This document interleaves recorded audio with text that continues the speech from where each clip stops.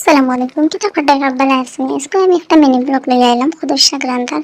Video থেকে আপনারা ভিডিওটা চাইয়া যাইবেন। এটা হলো আমার ফার্স্ট সিলেক্ট এগুলো। এখানে দেখো আমি কুমড়ার পাতা আর লাই শাক বানাইয়া রাখছি।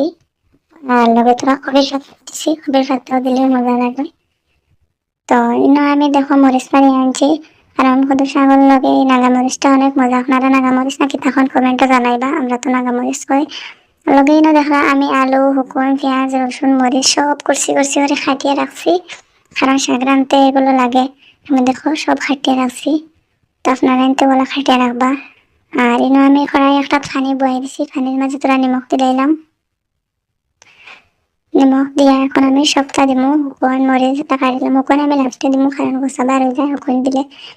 দেখো পেঁয়াজ, রসুন, মরিচ সবটা দিয়ে আমি কত বেল 5 মিনিট উতরাই মগুন। আলু একবারে গলা লাগবো।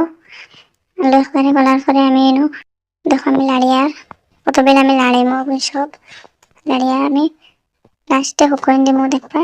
এখন এখন হিচে গেছে, আমি এখন উপরে হুকুন দিছি। শাক দিবা তোরা আগে হুকুন দিবা, নইলে গোসা বাড়ি যাব। তো আমি হুকুন দিলে এলাম,